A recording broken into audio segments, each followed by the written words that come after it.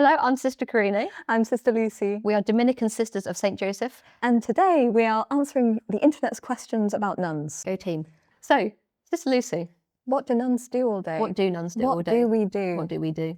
So this will depend very much on the kind of nun that you are. So like which religious order you belong to. Because we are Dominican Sisters. We live by the 4 pillars of Dominican life, which are prayer, community, study, and mission. So everything that we do in our day will fit somewhere in between these 4 categories. So we do a lot of praying together as a community and also private prayer. We live together as community. So, you know, this involves working together, spending time with each other, eating together. Also means things like, okay, well, the communal space in which we live needs to be cared for. So it means doing chores. We live lives of holy study. So we seek the truth so that we can better contemplate our Lord, who is the truth, and so that we can better communicate him to others. Because our mission as Dominicans is to preach the gospel, to preach the good news of Jesus Christ so that others can more fully know him, love him and serve him. Yeah, everything we do fits into, we're either praying, we're studying, we're just hanging out with each other, or we're working, like out on mission. For instance, answering the internet's questions about nuns. Yes. Our community does a lot of catechesis and also training catechists. Yeah. We have a 2-year certificate in catechesis, which is primarily taught online. So with the advent of the internet, like preaching is now happening in all sorts of new and exciting ways. So that's great. Very good. Speaking of what we do all day. What do you do for fun? You have to start this one. Oh, I have to start this one. I like knitting. Sister Carino's gotten very into knitting in the past few months. I'm going to have no knitting hate on this. It's podcast. Really nice.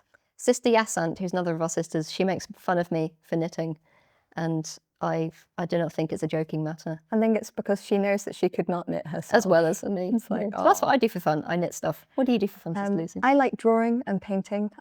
When I get the time, I like to get out my calligraphy pens. I also like going for walks. I do that as well. You go for walks. We like reading a lot. We both like reading, but not the same books. Weirdly, we have no overlap, really. Some overlap. I like Jane Austen. I don't like Jane Austen. She doesn't like Jane Austen. Sad times. The books I like are quite grim. Well, they are. You like contemplating the difficulties of human existence. And I like to be told that there's going to be a happy ending. Yeah.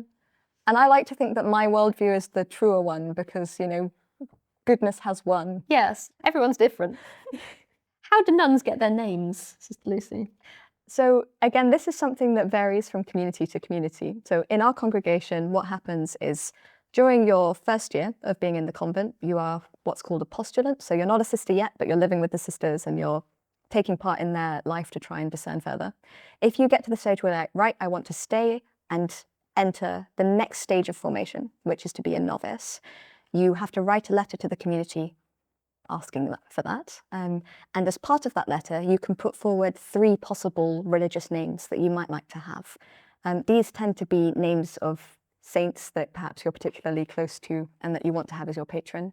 We always also take Mary as part of our religious name.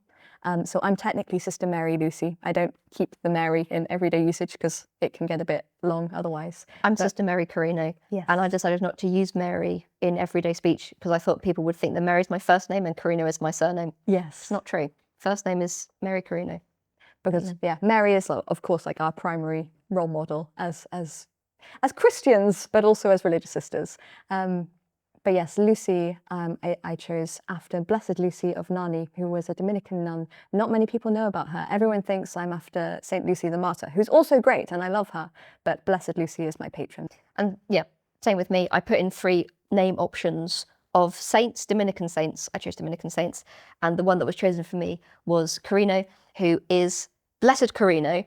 He was a 13th century saint who you should Google because he had an interesting life story. He's so awesome. I can't just leave you hanging like that, can I? So Blessed Carino of Balsamo started off life as a hired heretic assassin who went around assassinating Christians in the 13th century. And he assassinated a very famous Dominican preacher called Peter of Verona, who's now called St. Peter Martyr because he was martyred by Carino.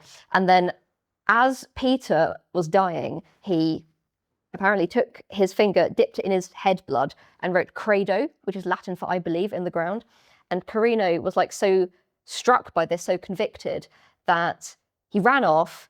He, after a while, sought confession. He went to a nearby hospital because he was feeling quite, like physically unwell. So he made his confession. He was brought back into the mercy and reconciliation of God. And then he asked to become a Dominican friar.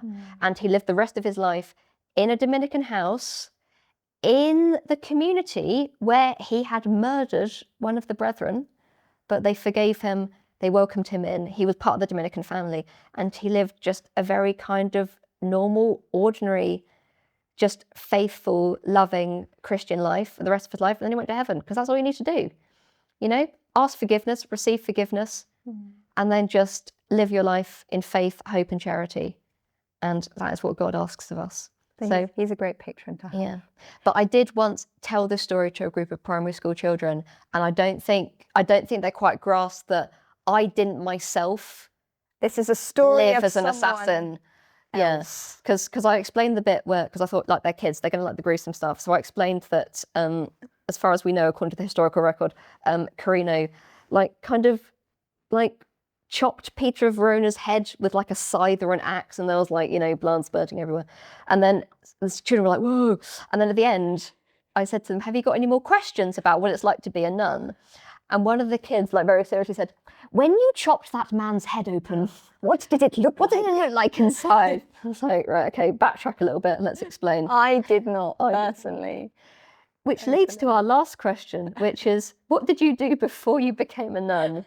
I was not an assassin. I think you should say what you did. Oh yeah, just to clear. You weren't an assassin, but you were. I worked for a medical company. So I worked for a medical company in London for 3 years. I had a fairly normal kind of 9-to-5 admin job. It sounded interesting because it was clinical data, patient data, but it was kind of just spreadsheets.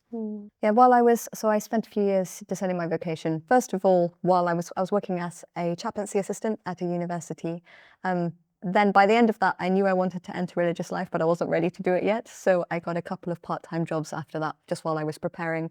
The first of which was at Parcel Force. I was a Parcel Force customer service agent. I was one of the people on the phones telling people where their deliveries had gone, or trying to find out where their deliveries had gone in a lot of cases. Didn't always know. And then I was an admin assistant at a Catholic secondary school, which is, is less fun to tell people about, but it was a great job. There we go. That is all the questions that the internet has about being a nun. Or the top 10 anyway. That's the top 10 anyway. There we go.